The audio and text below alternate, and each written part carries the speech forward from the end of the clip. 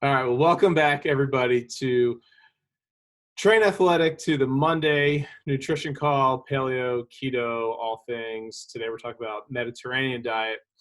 But I noticed that I'm always wearing a hat, and that's because this is a day in the gym for me, and also because I haven't got a haircut in a while. So I just wanted to take a poll real quick. Do you guys think I should do my hair like this? Um, No. no, No. no, not.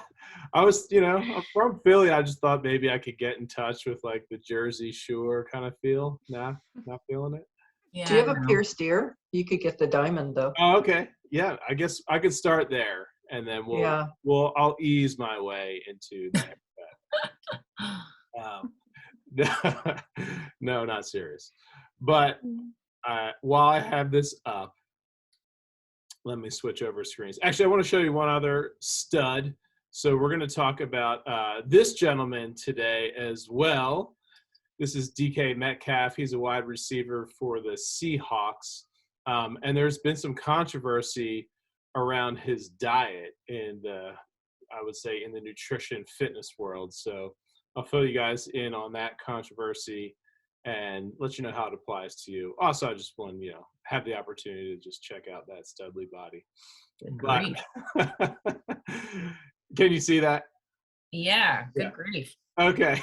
Is there an ounce of fat anywhere on there? Or is that all? Apparently he's 1% body fat. That's insane. Yeah. We'll come back to that. But what we're going to talk about today is the Mediterranean diet. But before I even do that, let me stop sharing for a second and switch over to a new sharing. I want to do a quick preview of the 6-week challenge that I've been threatening everybody with. So can you see that? The Spring Fit Challenge? Yes.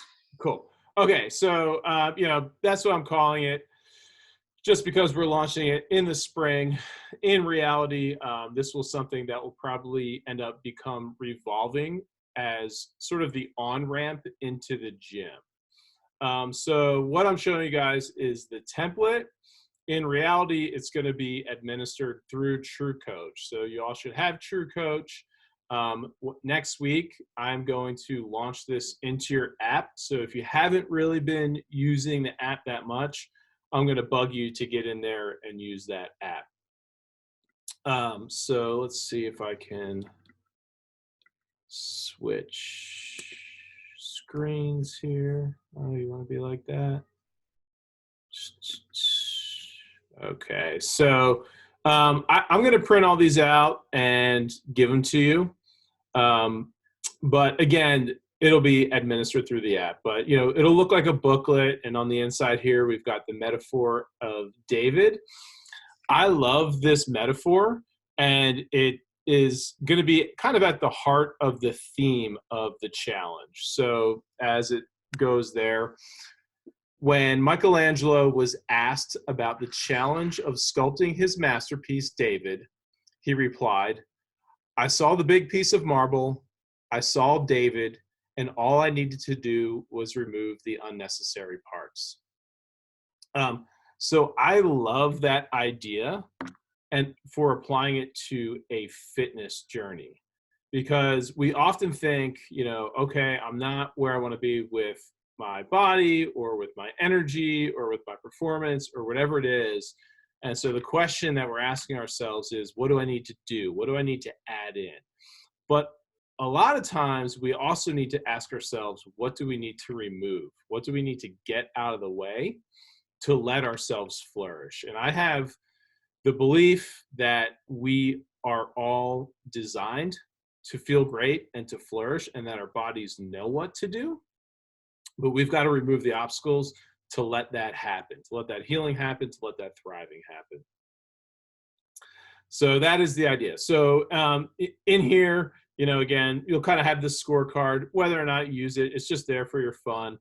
But it's a 6-week challenge, so you'd be committing to these daily rules. Down here at the bottom, I guess this might be an older version. We're going to measure your squat weight. That's part of the scorecard anyway. not so much, but I would have you do a performance metric here, whether it be your squat or your row time. That part's not so important, but we're going to measure one performance metric. We're going to measure your subjective happiness, and we're going to measure body fat percentage. So I would encourage everybody to get over to the supplement superstore and get on that InBody if we want to be really accurate with this. If you don't have the opportunity to get over to the InBody, you could always just do like a waist measurement. But the idea is we want to improve our performance, we want to improve our mental well-being, and we want to improve our physique. Those are the three outcomes we're trying to measure in this challenge. So throughout the 6 weeks, we're going to practice mindful nutrition. We're going to practice good sleep hygiene, striving for 7 to 8 hours a night. We're going to practice strength and or mobility every single day. So that's either doing the work that we do in here, whether if you're coming Monday, Wednesday, Friday, and also doing your stretches at home. And then we're also going to try and get that walking in. So this is going to look familiar to y'all if you've been here, right? These are all things we're doing. And our 4 mantras are eat like a caveman, sleep like a lion, move like an Olympian, and think like a warrior. So I'll just quick go through this portion here. And so what you'll see is that we're going to have some weekly challenges. So week 1 will be a protein challenge. Week 2, sugar. Week 3, label. Week 4 is actually a mindset challenge. Week 5, bread and pasta. Week 6, sleep. Okay, and so I'll obviously give you the details of each one of those.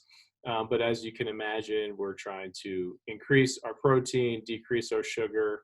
We're trying to improve the quality of our food, so reading labels or even getting away from labels. We're trying to improve our mindset through some positive psych. I actually have a couple of exercises that we can do that are based off of positive psychology, and also some stoicism and different mindset stuff. We're going to cut out bread and pasta for a week, and really we should be sleeping well throughout the whole 6-week challenge, but in week 6 I'm really going to dive deep into sleep and talk about strategies for that, because it's not like the challenge is over at the end of the 6 weeks. Really, we're striving for a new day 1 to launch into something that is a lifestyle that we keep going forever, hopefully. But I wanted you to see this because I have already pre-recorded or written some content for every single day of the challenge. And so I'm going to administer that through TrueCoach. So if you've been in TrueCoach, you'll usually see the exercises written, and then there's a demo video. Well, I can also use those to deliver any kind of content I want. So I'll be uploading a lot of my old recordings into there, and it's going to be delivered in kind of a sequential manner that makes sense as a course. And I'm also going to do my absolute best, because some of those are a little bit longer recordings, to give like a short synopsis. So that way, at the very least, you're getting a 1 to 2 minute video with some things to think about for that day. So I'm pretty excited, and you'll be able to take notes and all that. You could do that physically here, or you could do that in the TrueCoach app. But I'm really, really excited about doing this and being able to deliver top-notch, quality content every single day, and to just have 6 weeks of a really focused effort, and just to keep you guys involved and on track with your goals. So that's the idea there. Can you now see the foundations of food, the document? I think you're still on the daily lessons. Daily lessons. Oh, okay. So none of that switched over. All right, no worries. So we'll stop sharing real quick. Okay. So now that we saw that preview, I want to talk a little bit about the Mediterranean diet and how it applies to what we're doing and where a lot of us are at, and how it compares to things I've talked about in the past as far as the paleo diet and my nutrition document, which if any of you don't have the nutrition document, let me know. I need to send that to you. But last week we talked about zone 2 training. So if you haven't seen that video, you can go back or I'll send it out. But basically what we talked about was two things: getting that 10,000 steps a day or striving to work up towards that, and also to try and do as much of that at an intensity that's just a little bit higher than walking. So it'd be like power walking or light jogging. And that would be at the bottom end of zone 2. Zone 2 is like the pure cardio respiratory zone, right? So we're mainly fueling on oxygen and fats and carbohydrates. And so we think about it as the oxygen zone, but in reality is we are also burning fats and carbohydrates. And that's what ties in to today's talk about the Mediterranean diet. So again, I warned you guys I'm going to do a lot of different screen sharing today. So let's go back to this pyramid here with the Mediterranean diet. So the cool thing about the Mediterranean diet, what I love about it is, they call it a lifestyle. It's not really a Mediterranean diet, it's a Mediterranean lifestyle. And they include at the base of their pyramid physical activity and also social activity, enjoying your meals with others. And I love this, and I think this is really important for us to think about when considering whether we're going to do the paleo diet, the Mediterranean diet, the keto diet, whatever it is. We got to think about, well, how does that diet reflect my lifestyle? How does it coincide with my lifestyle? So some of you have been coming into the gym 3 days a week, but maybe the rest of your week isn't as active as it could have been, especially during the winter months. I'm guilty myself of being pretty sedentary. And a lot of the clients who I've worked with in the past are really just kind of like, I'm living this very busy lifestyle, and I'm just so happy to get in here 2, 3, maybe 4 days a week to lift some weights.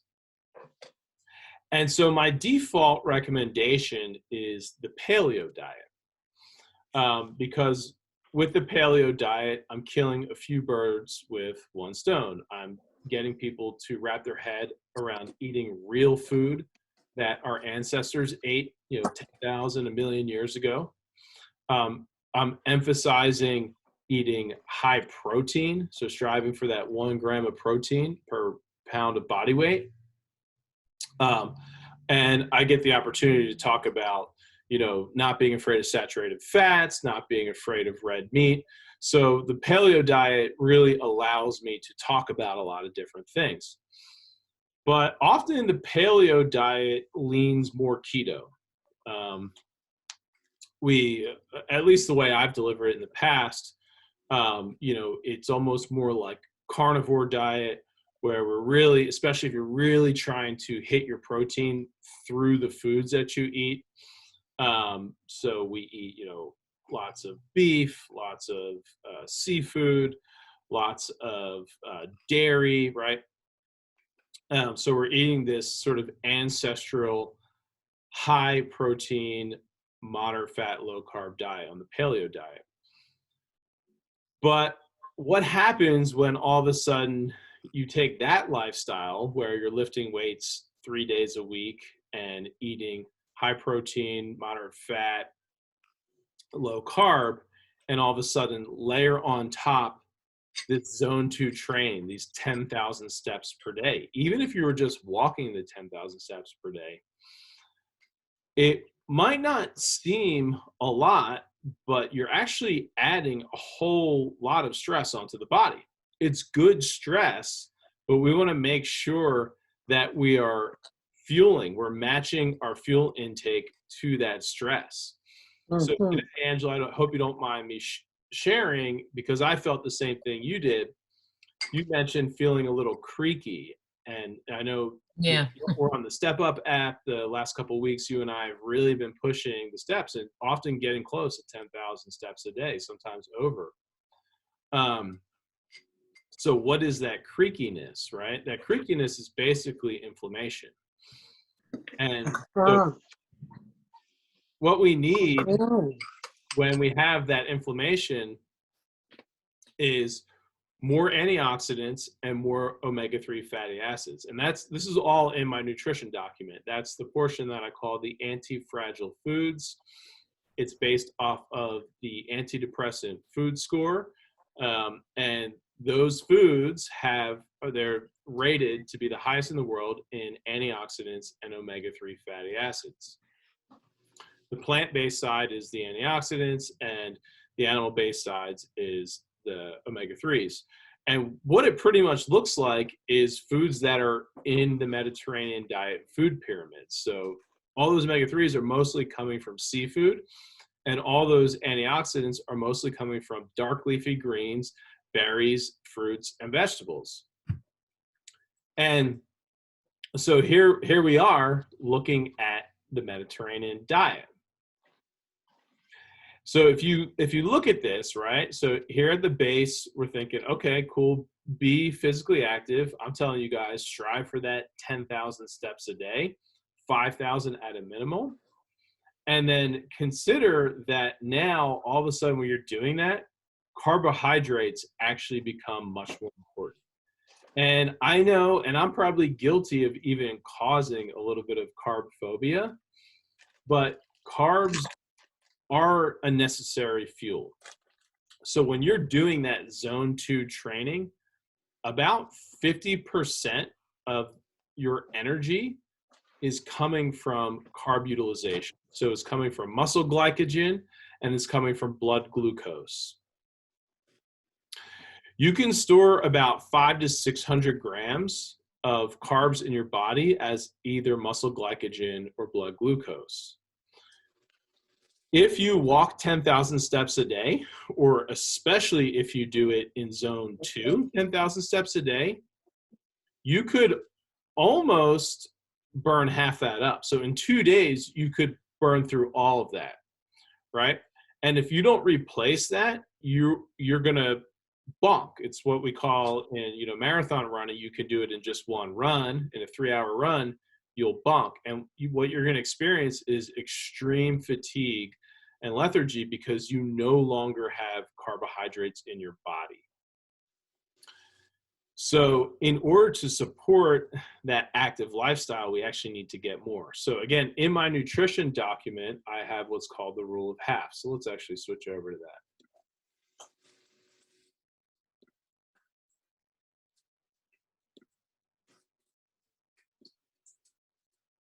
So here we are in the nutrition document. I'm going to leave it like this because it's not letting me do the slideshow for some reason.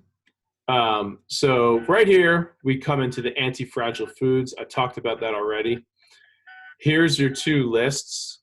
So the animal-based foods that are high in omega-3 fatty acids, you've got oysters. Now, you do still have some beef. You've got like liver and organ meats, but you'll notice it's mostly seafood. And then on the plant-based side, you're going to notice it's mostly dark greens. And then as it gets lower, it gets down to berries and, even some squash and stuff is in there. And so what I describe is my rule of half. And so the idea of the rule of half is however many calories you burn in exercise, you need to eat half that in grams of carbs to refuel. So in the gym, you probably burn about 300 calories.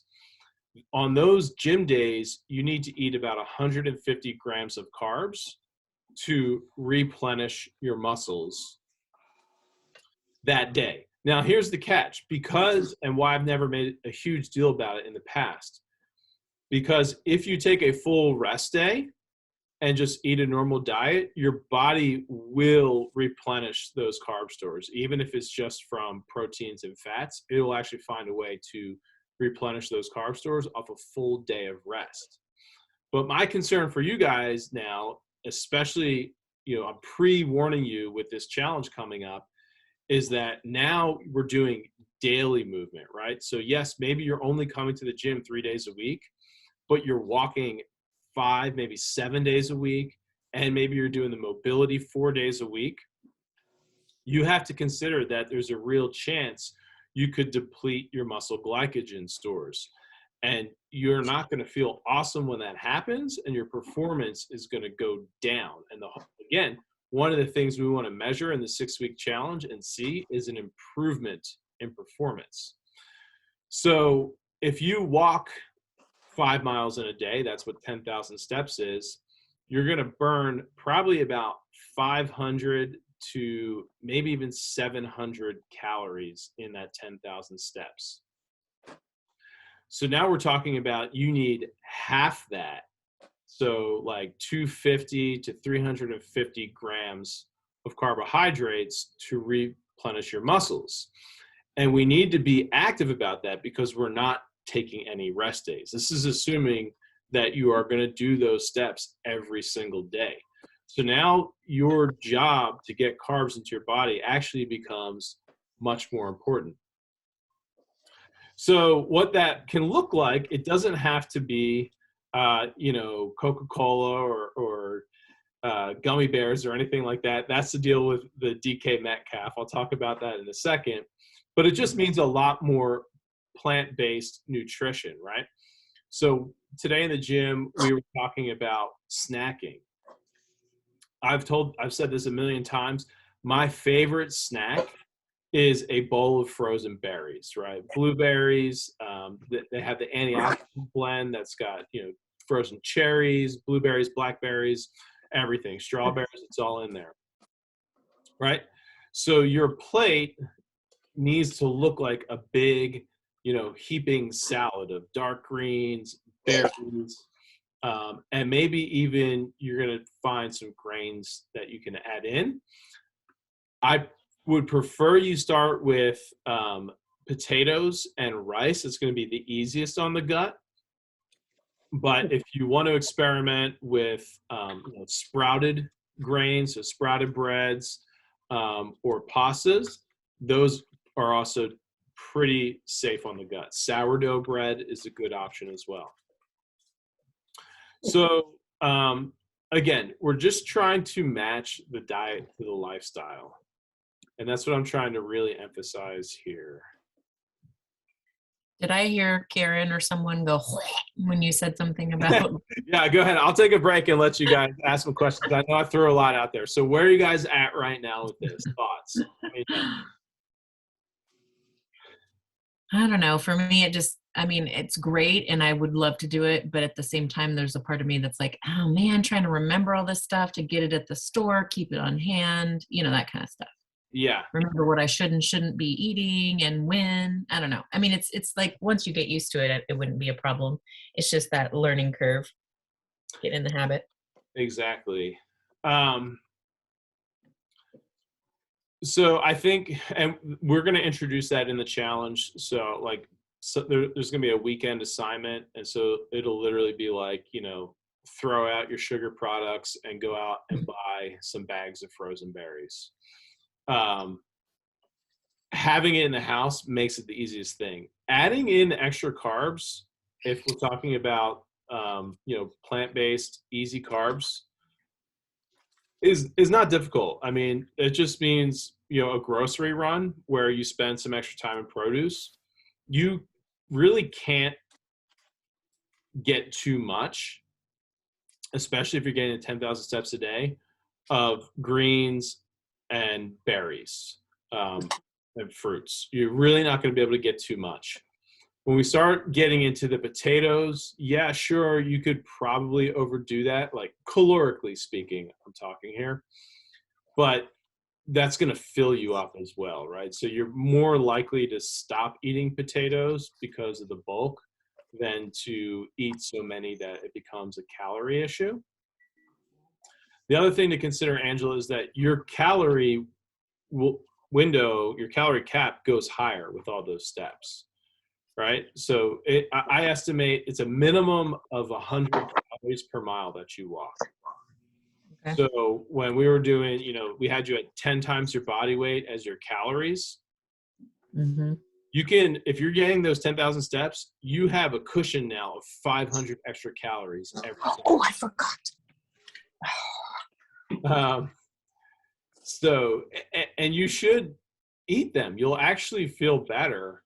You'll have more energy, which will make you perform better, and it becomes this positive feedback loop. Yeah. So I really like that salad that I was showing you guys. Hey, Deborah, you're not on mute. Yeah, somebody's not on mute.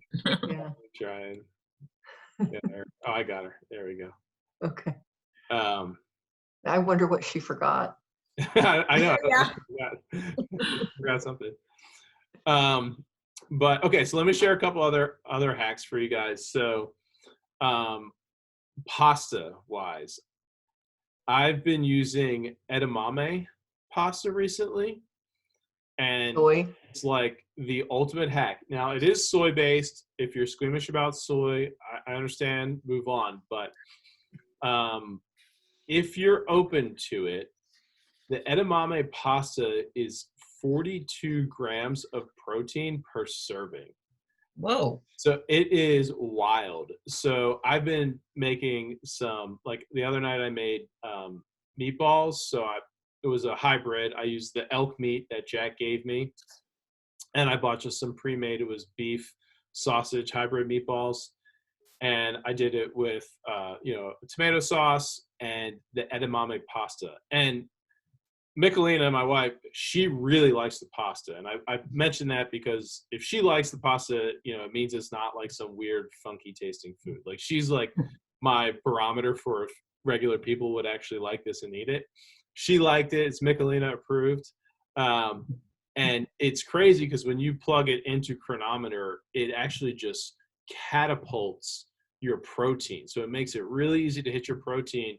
And it makes you feel like you're eating like a normal person again, right? Because it's one thing to just like basically be carnivore, trying to eat your protein and like having these weird disproportionate meals where it's just like a tiny little bit of pasta on the side. So the edamame pasta I really like. If we're thinking about Mediterranean diet, they talk about beans and legumes and whatnot. They also have black bean pasta, not quite as high as the edamame. They have red bean pasta, but now that's an interesting way to get beans into your diet, get fiber into your diet. And if you think about Mediterranean, we're talking about not just like, I kind of think about like Greek food, but it's like, Italian food is Mediterranean as well. Mm-hmm. So think about these sort of pasta dishes, think about getting more carbs, fueling up these walks. Fish multiple times per week, a little bit of dairy if you can tolerate it. And then what's interesting about the Mediterranean diet is that they put red meat and sweets in the same category. That drives me crazy, right? Because I feel like I've spent a lot of time trying to get people to not be afraid of red meats. What's most important with red meats is how we prepare it and how it's raised. If we're cooking over a low heat and it's grass-fed, grass-finished beef, it's a health food. It's not it's not a danger. But yeah, we know that like the sweets are really a problem, and they're really a problem for your gut and for insulin. So let's shoot over and I'll tell you guys about DK Metcalf real quick. So come up here. We'll go back to this handsome gentleman. I'm also interested in sharing all these different visuals, which thumbnail YouTube will pick. So YouTube picks the thumbnail, and so I'm interested to see what will stand out. I have a feeling it's going to be this guy. So when you go over my video thumbnail, it's going to just be him. All right, you guys seeing DK? Yep. Yes. All right, so the deal with DK, here's the drama, right? So this guy is like a freak athlete. He's got like, the highest vertical jump in the NFL. He's super fast. He's 1% body fat. He's totally shredded. And so he was on a podcast with an old NBA player, Kevin Garnett, and Kevin Garnett was asking him, well, I know how important nutrition is to performance. And so why don't you tell me a little bit about nutrition? And he just kind of smirked and laughed. He's like, you don't want to ask me about that. I'm the wrong guy. He said, no, come on, man. Like, tell me. And he said, well, every day I drink 1 cup of coffee, I eat 1 meal, and I eat about 3-4 bags of candy. Kevin Garnett's like mind 3 or exploded. 4 bags of candy. Look of horror on his face. And so now there's all these YouTubers making videos like, is it real? He must be on steroids. Like, it's not possible. But I thought about it, and it's actually kind of what triggered me to talk about some of this stuff today. So I actually believe him that he ate that way. First, I want to say maybe he's been listening to our talks because he's doing intermittent fasting. He's doing my, coffee breakfast, and he's eating 1 meal a day. So I don't know. Maybe he's been listening. But what's the deal with the 3-4 bags of candy? So in that same interview, he was talking about his day, and he basically works out 3-4 times a day. He wakes up, he has his coffee, he does a workout, he cools down, drinks some water, whatever. He goes and works out again. And then he was saying at about noon, that's when he goes and buys his candy, and he starts having candy. And then he goes and works out again, maybe 2 more times. And then he goes and has dinner. He didn't say what his dinner was. I would like to know what his dinner was. But assuming he's eating, like a 20-ounce steak and potatoes and broccoli and big hearty dinner, it's possible that he could be hitting his protein, he could be hitting his fat, and he could be getting a lot of nutrition out of one big meal to support this frame.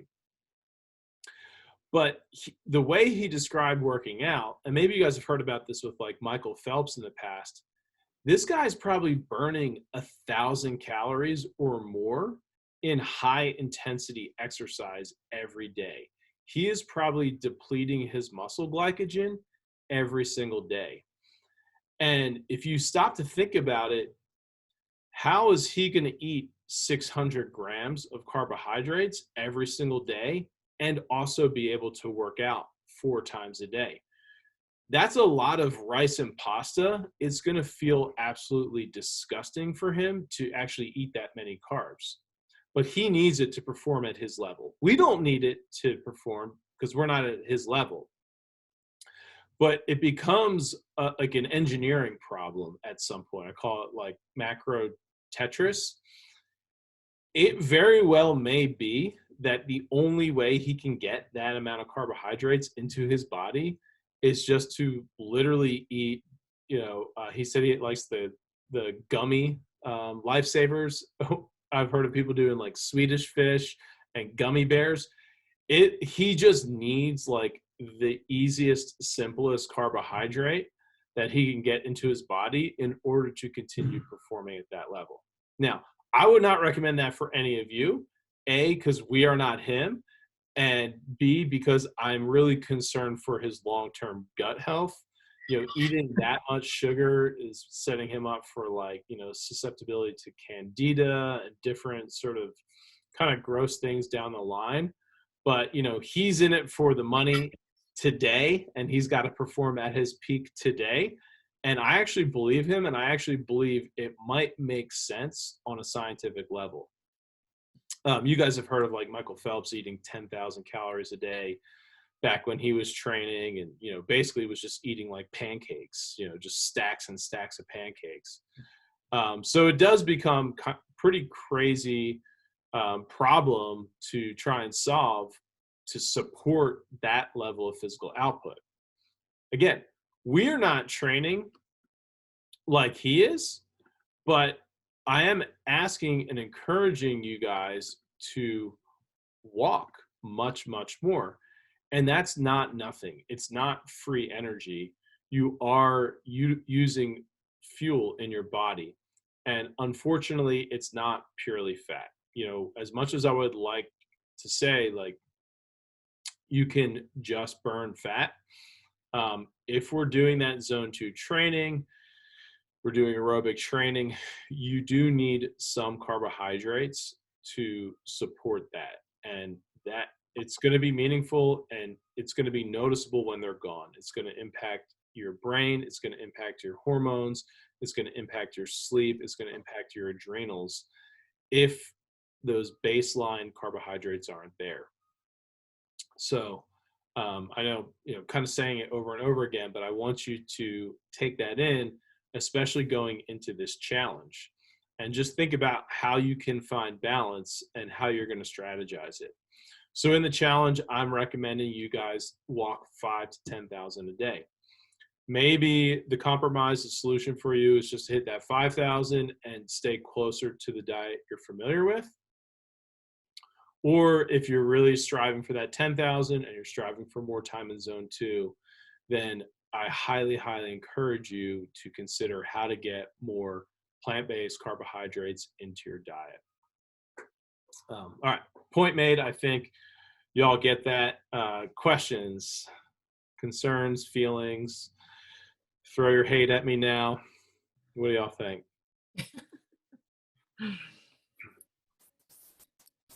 No hate to be thrown. I think it's, I've been interested in the Mediterranean lifestyle diet, whatever they call it, before. It's just a matter of when you're also training, are you getting enough protein?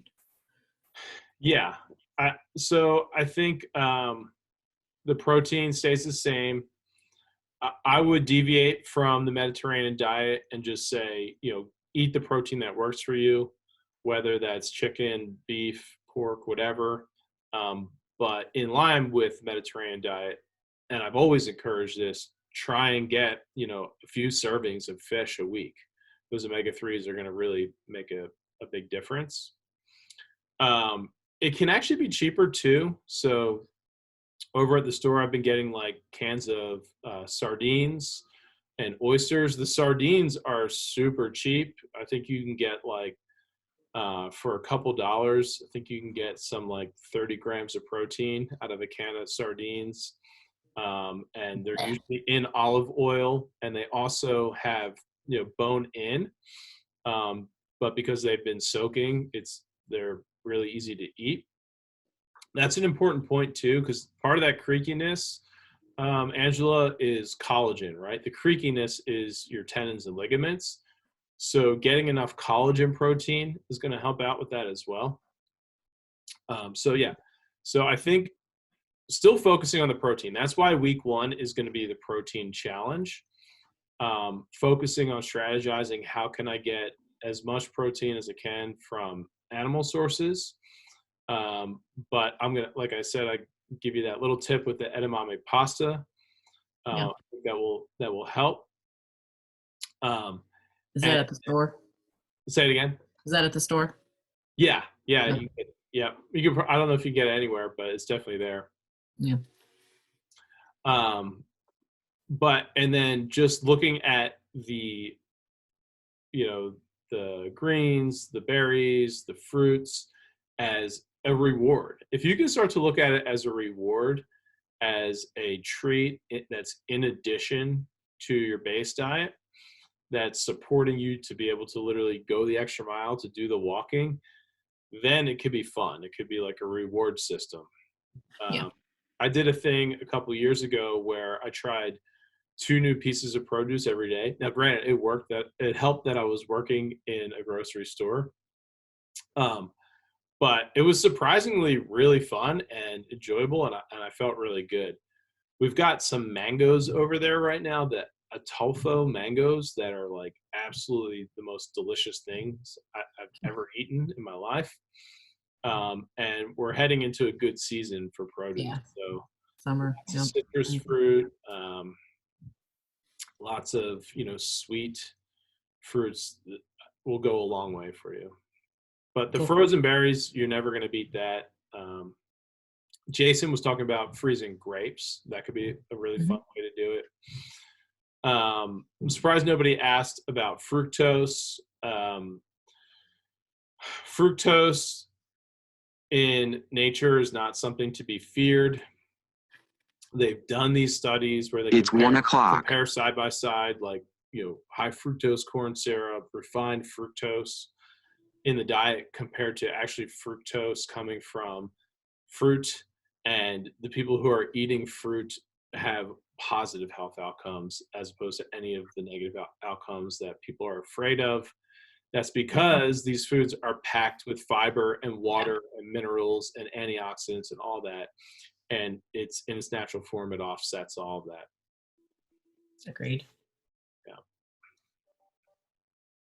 Thanks, Dennis. I got to hop. Okay, no worries. Thank you. I appreciate you guys. And like I said, these are always kind of the long form. So these are always my opportunity to just put everything out there. But in the 6-week challenge, I will try and deliver everything in bite-sized pieces, if that's your flavor. Sounds engaging. I hope so. That's my goal, is to engage you guys and to encourage you guys to make the small changes and to see the big results. It's easy to get into a rut of the way you've always done things, so it's good to mix it up a little with new stuff. Yeah, for sure. Yeah. 100%. Karen, you got anything? Oh, did she drop? Oh, did she drop off? I don't see her on there anymore. Okay. She must have liked the idea. I swear when you said something about the greens and the whatevers, I heard someone be like, Ah! something like that. I don't know who it was or if that was literally what it was, but I swear it was. I was going to make a comment, but I didn't want to interrupt you. All good. All good. Well, that's all I really had. I just want to present all that just to kind of prep you guys for the challenge coming up and to also give you something today to work on because, again, getting in all those steps is awesome. But if you're noticing, listening to our body is a big thing, right? And if you're noticing that creakiness, that's telling you something. And we have the answer. We know what to do. So Very good. Go forward. Thank you. Awesome. Well, thank you guys as always, and have a wonderful rest of your Monday, and we'll see you soon. Thank you. You too. Thank you. You too. Bye. Bye-bye. Bye.